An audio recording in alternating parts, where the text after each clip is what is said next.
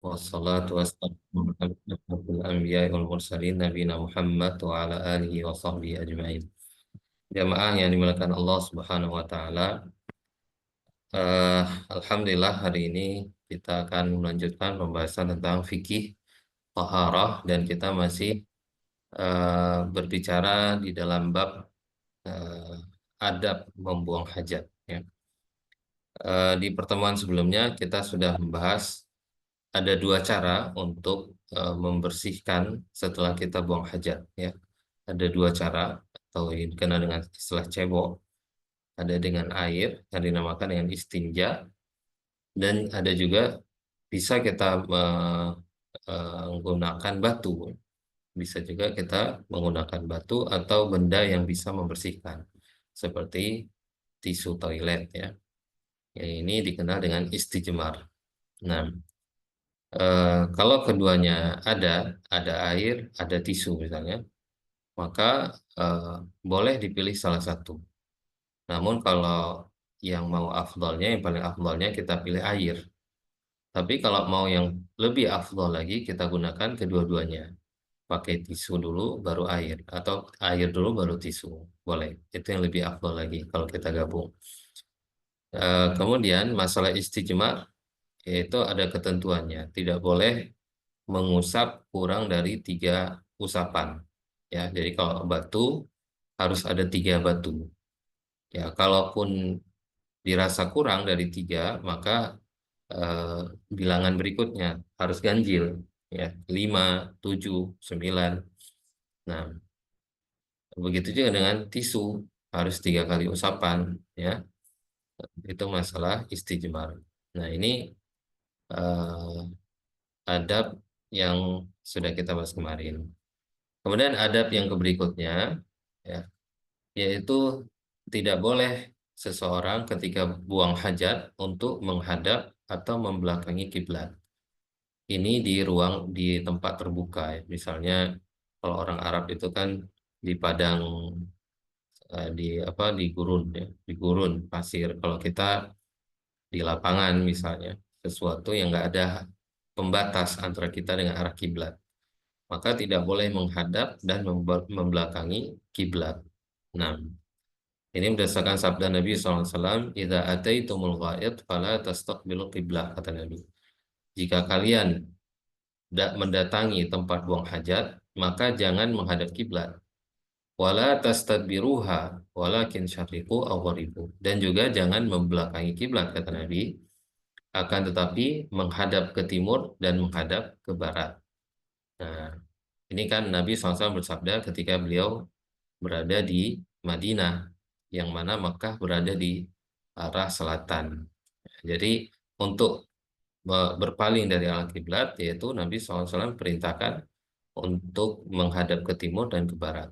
Adapun kita di sini di Indonesia, ya jangan kita buang hajat menghadap ke barat atau menghadap ke timur, karena kalau menghadap ke barat menghadap kiblat, kalau menghadap ke timur membelakangi kiblat. Kita menghadap ke utara atau ke selatan.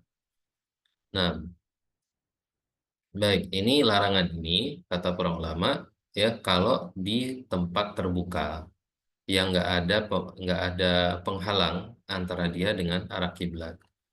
Adapun jika eh, tempat buang hajat itu di bangunan, di dalam bangunan, di dalam toilet yang sudah dibangun, ya dibatasi oleh dinding, ya kan, eh, oleh pintu, ya maka boleh eh, seseorang menghadap kiblat atau belakang kiblat. Ya, karena itu kan di dalam ruangan. Ya. Ini berdasarkan hadis Ibnu Umar radhiyallahu anhu annahu ra'a Rasulullah. Bahwasanya Ibnu Umar pernah melihat Rasulullah SAW ya buang air kecil di rumah beliau dalam keadaan menghadap Syam. Ya, menghadap Syam dan membelakangi Ka'bah. Ya, ya karena kan di Madinah Syam itu ke arah utara, ya, menghadap Syam. Sedangkan Ka'bah itu di arah selatan. Jadi Madinah itu pertengahan antara Syam dan Ka'bah. Nah, jadi beliau menghadap Syam dan membelakangi Ka'bah. Nah, ini menunjukkan bahwa kalau buang hajat itu di dalam rumah, kan itu dikelilingi oleh dinding, maka boleh menghadap atau membelakangi kiblat. Namun yang lebih afdolnya ya, yang lebih afdolnya tetap kita tidak membelakangi kiblat atau menghadap kiblat ketika buang hajat, walaupun itu di dalam rumah. Itu lebih afdol. Ya, walaupun di tempat yang sudah ditutup sedemikian rupa, afdolnya jangan menghadap atau membelakangi kiblat. Nah, kemudian poin berikutnya, permasalahan berikutnya, apa saja yang disunahkan ketika seseorang masuk ke tempat buang hajat, ke toilet.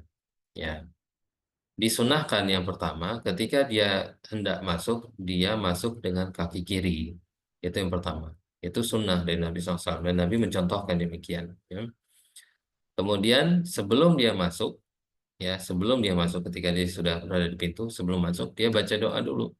Bismillah, Allahumma inni a'udzubika minal khubuthi wal khaba'ith. Minal khubuthi wal khaba'ith.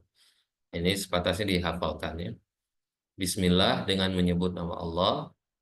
Ya Allah, sesungguhnya aku berlindung kepadamu dari setan laki-laki dan setan perempuan.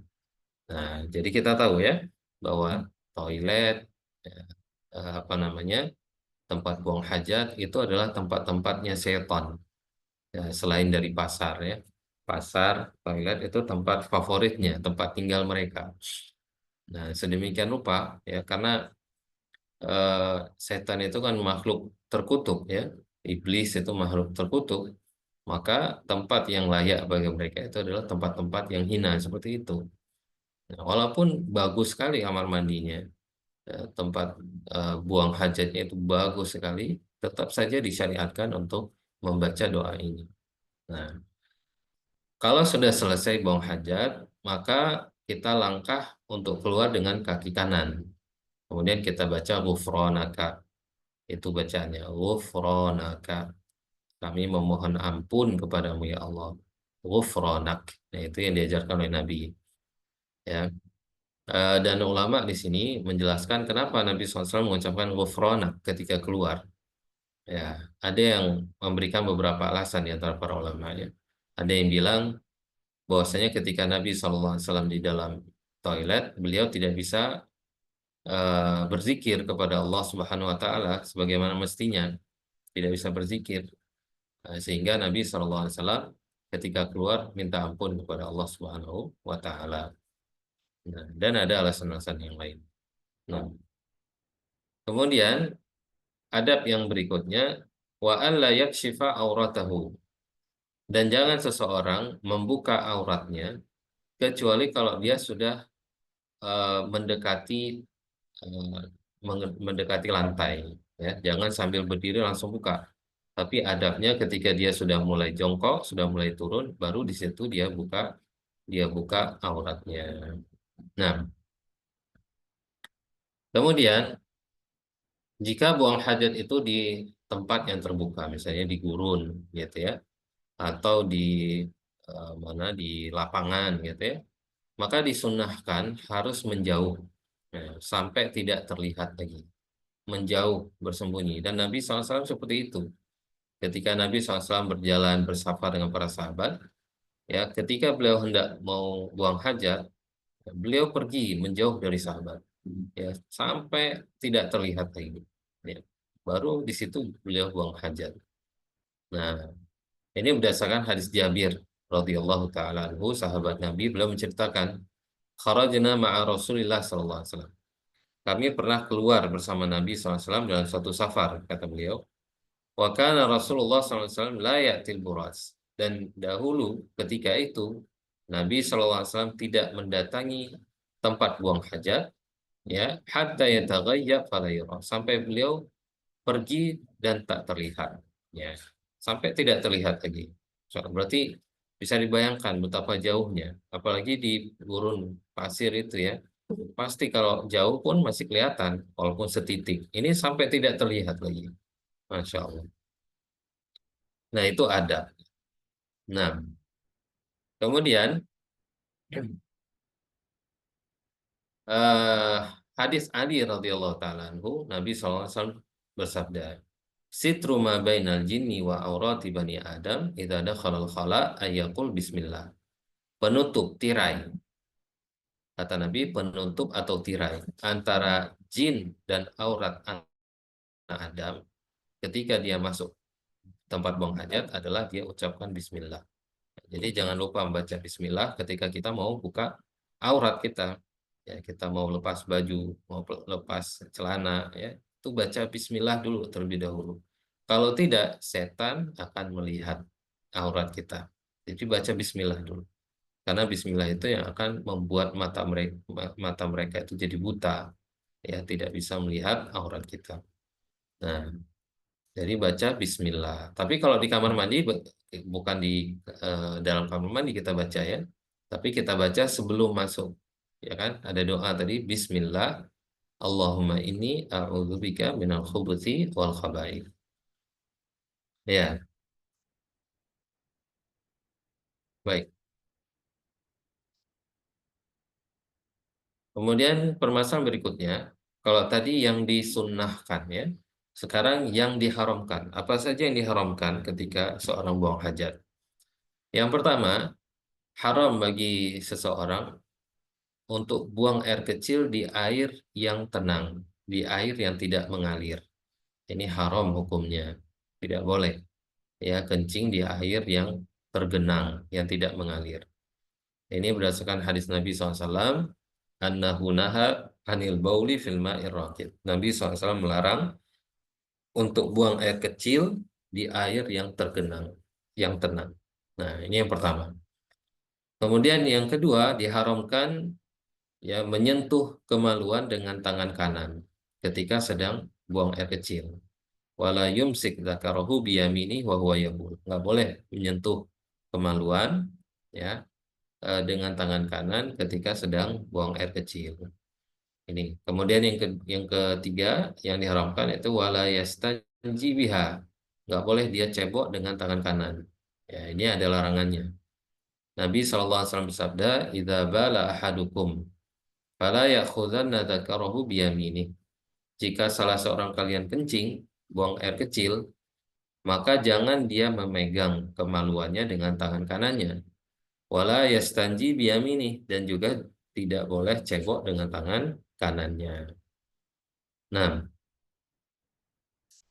kemudian yang berikutnya, diharamkan buang air besar atau buang air kecil di jalan yang dilalui oleh manusia atau di tempat mereka berteduh, ya. Tempat mereka berteduh. Kalau kita misalnya di bawah pohon, di apa, di halte misalnya, ya. Nah, di tempat mereka berteduh, ya, bernaung, atau di kebun, di taman, ya, atau di bawah pohon yang sedang berbuah, atau di tempat aliran air, ya, selokan misalnya. Ini dilarang, haram hukumnya, ya, haram buang air kecil atau buang air besar. Yang pertama tadi di jalan yang dilalui oleh manusia, kemudian di tempat mereka bernaung, di taman, ya, di bawah pohon yang sedang berbuah nggak boleh, atau di tempat aliran air. Ya, Nabi SAW bersabda, ittaqul mala'in as-salas. Ya, jauhilah kalian tempat, ya, yang akan dilaknat, tiga tempat yang akan dilaknat oleh manusia. Kalau kita buang hajat di situ, kata Nabi. Manusia akan melaknat, akan apa, akan mencela, mencaci, gitu, ya. Nah, yang pertama apa? Tempat itu al-buras fil mawarid, yaitu buang air besar di tempat aliran air. Udah tahu itu tempat air mengalir, dia buang air di situ, ya. Kemudian waqari'atut thariq, yaitu jalan yang dilalui oleh manusia. Kemudian yang berikutnya waqtil, tempat mereka bernaung. Ini tidak boleh. Nah, kemudian yang diharamkan juga adalah membaca Al-Quran ketika sedang buang hajat. Apalagi kalau di dalam toilet, nggak boleh, lebih-lebih haram lagi, ya. Kemudian diharamkan juga istijmar, cebok dengan raus, dengan kotoran hewan yang sudah kering. Ini nggak boleh, karena alasannya apa yang Nabi SAW sebutkan, itu adalah makanan setan. ya makanan jin, makanan bangsa jin. Atau cebok dengan azam, dengan tulang. Ya, tulang-tulang yang sudah tulang ya, tulang belulang, ini juga nggak boleh, haram hukumnya. Karena itu juga makanan jin. Au bil ta'am al-muhtaram, atau dengan makanan yang dihormati, makanan yang dimuliakan. Ya, makanan ya, mau makanan seperti nggak boleh ambil sayuran ya, daun sawi misalnya, naudzubillah, digunakan untuk istijmar, atau menggunakan roti ya, roti digunakan untuk istijmar, atau buah-buahan dan seterusnya. Ini haram hukumnya. Ya, nah, karena ada hadisnya, nahan Nabi sallallahu alaihi wasallam ay tamassah bi'adam. Nabi sallallahu alaihi wasallam melarang ya untuk eh, istijmar, untuk cebok dengan tulang atau dengan roti ya, sesuatu yang terbuat dari gandum. Nah, kemudian diharamkan pula seseorang buang hajat di pekuburan kaum muslimin. Nggak boleh ya. Kata Nabi SAW, la ubali awasatal kubur qadaitu hajati awasatas suq. Aku tidak peduli, kata Nabi SAW, apakah di tengah pekuburan aku buang hajat atau di tengah pasar. Sama-sama nggak boleh. Ya, di tengah, di pasar, di tengah-tengah pasar maksudnya, di tempat orang berlalu, itu nggak boleh. Karena itu bisa dilaknat oleh orang. Ya, begitu juga di pekuburan kaum muslimin. Ya, itu nggak boleh, karena itu sebuah bentuk penghinaan.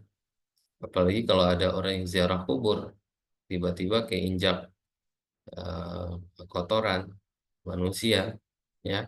Nah, ini tidak diperbolehkan. Nah, ini adab semuanya ya. Yang namanya ini juga haram, yang sudah kita sebutkan ini haram. Berarti kalau dilakukan dosa dia. Kalau dilakukan berdosa. Nah, baik, pembahasan berikutnya yang makruh. Nah, tadi kita sudah sebutkan yang disunnahkan, kemudian yang diharamkan. Sekarang yang dimakruhkan. Hukumnya makruh. Apa itu? Ya, yang makruh. Yang pertama yaitu buang hajat ke arah datangnya angin, menghadap arah datangnya angin. Itu makruh hukumnya. Kenapa demikian?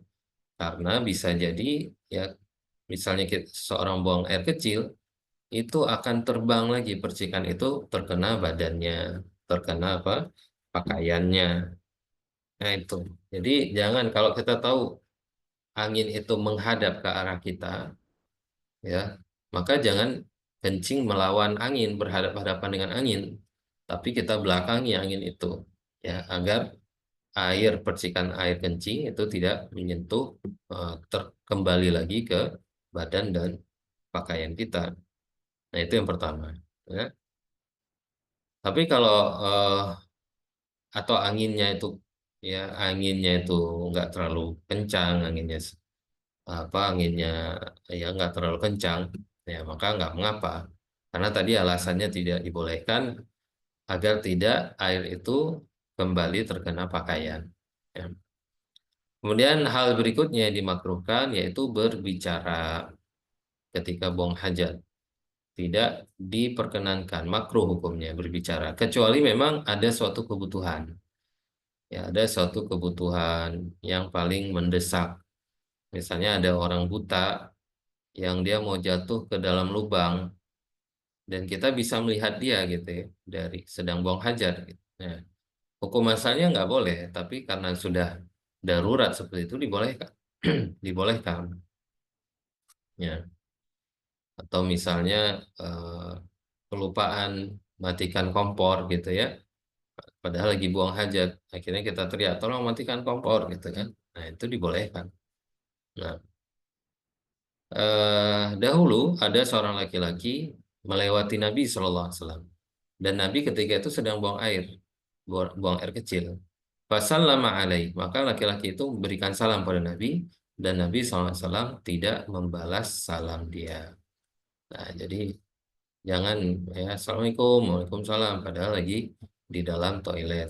Ya, ini tidak dibolehkan. Kemudian dimakruhkan juga, makruh hukumnya, buang air kecil atau air besar di lubang yang ada di tanah. Ya, ini nggak boleh. Ya, Nabi SAW yang mengatakan, Nabi SAW naha, bahwa Nabi SAW melarang ayyubala fil juhri. Seseorang melarang seseorang kencing di lubang yang ada di tanah. Ya. Kemudian ditanyakan, lubang itu di mana aja ya? Pokoknya lubang, itu nggak boleh. Qila liqatada, dikatakan kepada Qatadah, ya kenapa? Apa? Fama balul juhur. Kenapa nggak boleh? Ya karena kata Nabi SAW, ya innaha masakinul jin. Ya, innaha masakinul jin. Ya, jadi Abu Qatadah mengatakan karena lubang yang ada di tanah, ya, yang ada di pohon misalnya, itu adalah tempat-tempat tinggalnya jin. Makanya banyak kejadian orang yang kencing di tempat-tempat lubang yang ada di tanah, akhirnya diganggu sama jin karena mereka sudah terganggu, dibalas. Ya. Nah, wali'annahu la ya'man ahad ayyakuna fi, dan begitu juga bisa jadi di dalam lubang yang ada di tanah itu ada hewan, ada binatang, ya, ada jin, ya, sehingga bisa mengganggu mereka. Ini bentuk kezaliman juga, nggak boleh. Menzalimi sesama makhluk, hukumnya haram, berdosa, dosa besar. Menzalimi hewan, ya, dosa itu. Kemudian wa yaqra ayat khalal khala bi syai'in fihi dzikrullah illa lihaja. Nggak boleh seseorang masuk ke dalam tempat buang hajat, ya, dengan membawa sesuatu yang di dalamnya ada nama Allah. Ya, nggak boleh. Misalnya pakai kalung, ada Bismillah, ada lafaz Allah di kalung, di leontinnya, atau di cincin, ya, atau di jam, ada lafaz Allah. Itu nggak boleh dibawa masuk ke tempat buang hajat. Nah, lianna Nabi SAW, karena Nabi SAW karena idza dakhala al-khala' wada'a khatamahu. Nabi SAW kalau hendak masuk ke tempat buang hajat, beliau taruh dulu di luar cincinnya. Kita tahu cincin Nabi SAW itu ada tulisan Muhammad Rasulullah. Ya, Muhammad Rasulullah. Karena cincin Nabi itu sekaligus sebagai stempel. Ya, ketika ada surat yang mau dikirim, Nabi stempel dengan cincin beliau itu. Ada kata-kata Allah di situ. Maka Nabi sebelum masuk tempat buang hajat, Nabi taruh dulu di luar. Nah, ya, ya. Amma indal hajah wa darurah fala ba's. Adapun ketika darurat, ya, maka itu tidak mengapa. Dicontohkan di sini misalnya ada uang yang ada tulisan Allah di situ, nama Allah di uang tersebut. Ya, maka kalau dia taruh di luar, uang tersebut dia taruh di luar, ya pasti akan dicuri, hilang, atau dia lupa. Maka itu tidak mengapa. Asal jangan dibuka uang itu di dalam toilet. Simpan. Ya, simpan di dalam tas, simpan dalam dompet, jangan dibuka-buka. Nah, ini ya sesuatu yang ada lafaz Allah. Adapun mushaf Al-Quran itu haram secara mutlak. Nggak boleh dibawa bawa masuk. Nggak boleh. Apakah ditutup dalam tas? Ya, nggak boleh. Ya, harus ditaruh di luar kalau mushaf. Tapi kalau tadi kan sesuatu yang ada sedikit nama Allah gitu ya, misalnya cincin, ya. Itu kalau cincin emas misalnya, ya masukin saja tapi jangan dibuka, harus taruh dalam tas. Tapi kalau mushaf Al-Quran sama sekali nggak boleh, ya nggak boleh dibawa masuk. Mau disimpan dalam tas juga nggak boleh. Mushaf itu harus diletakkan di luar. Karena mushaf itu adalah kalamullah, firman Allah. Ya, sebaik-baik firman, sebaik-baik ucapan. Ya, kalau dimasukkan di situ ada mengandung, ya, penghinaan, ya, kepada Al-Quran, ini tidak dibolehkan.